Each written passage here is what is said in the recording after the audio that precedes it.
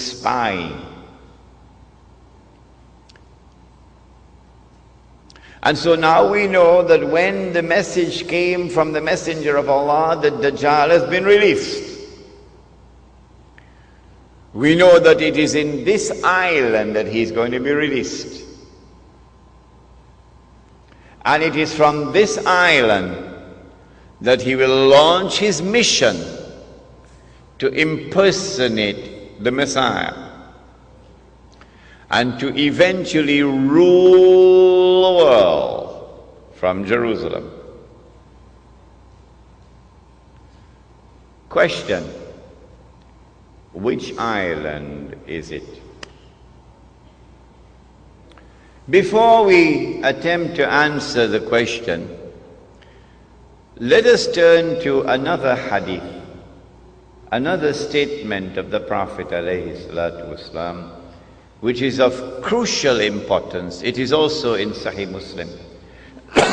He said that when the Antichrist is released, he will live on earth for 40 days.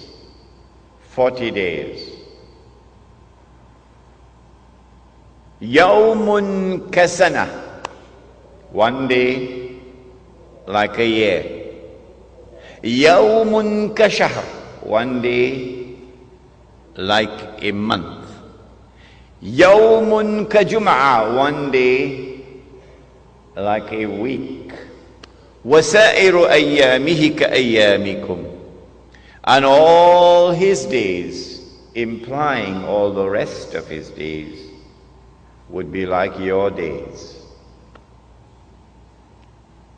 When his day, now listen carefully, when his day is like our day,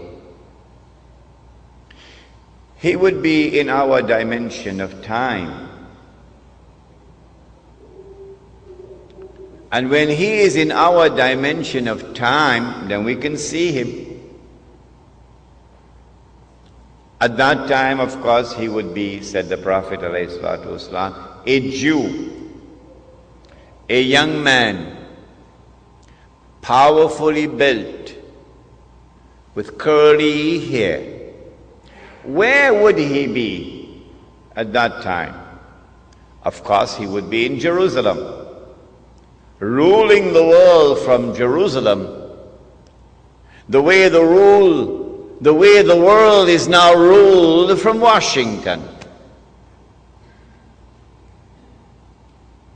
But where would he be when he's released on earth? In a day which would be like a year. And where would he be on earth in a day which is like a month? And where would he be on earth in a day which is like a week? Do we have answers for that? Praise be to Allah, who allowed this servant Imran to study international relations, international politics, international economics.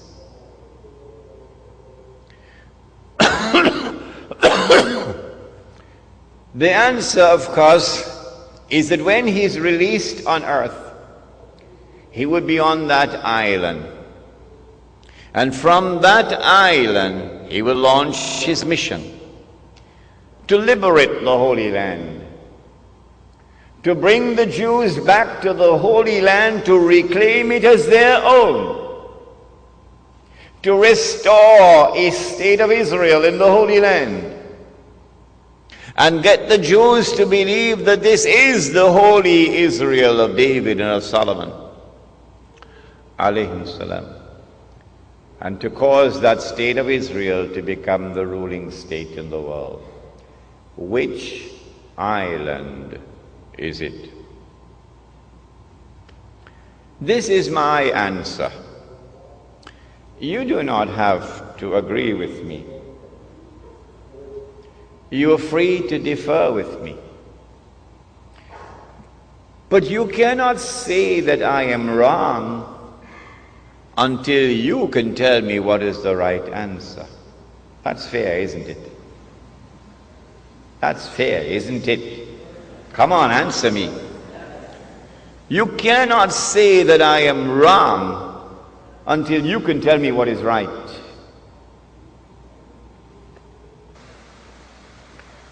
An amazing thing has happened. That nowhere in the world, praise be to Allah, has anyone come forward so far to differ with me and to challenge me. Not one. Until I came to Trinidad in August. And one fellow in Trinidad challenged me. In November of 1917, the British government did something which was incredibly strange and mysterious. A Britain which is now the prince of the secular world.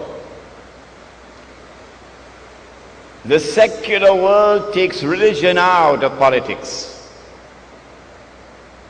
And Britain is the prince of the secular world.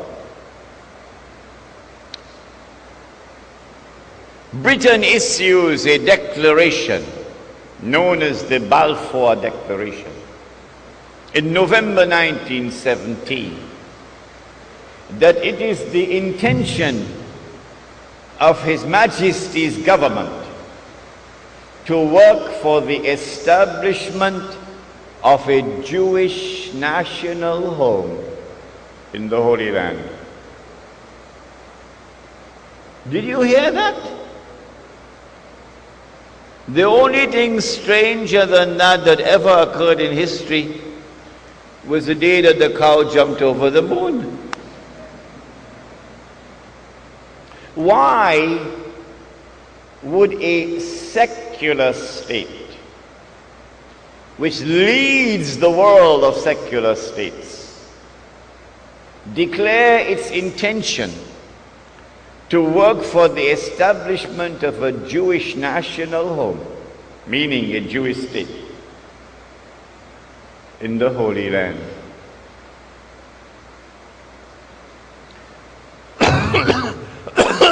Two months later, this was October 1917, in December 1917, it is a British army led by General Allenby which defeats the Ottoman Islamic army and liberates the Holy Land. And when Allenby entered into Jerusalem, the British general declared, "Today, the Crusades are over." Oh, but the Crusades were supposed to have been Christian wars. And you are now a secular state. You're not a Christian state, you're a secular state. How come a secular Britain is continuing a crusade started by the Pope 1,000 years before? That's strange. That is incredibly strange.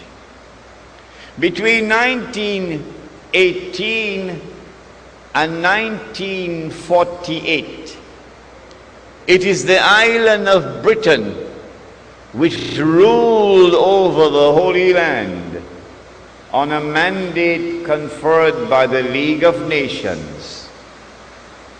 And during that period of time, with tremendous deception, while pretending to keep the Jews out, Britain opened the doors for the Jews of Europe to enter into the Holy Land and to reclaim it as their own.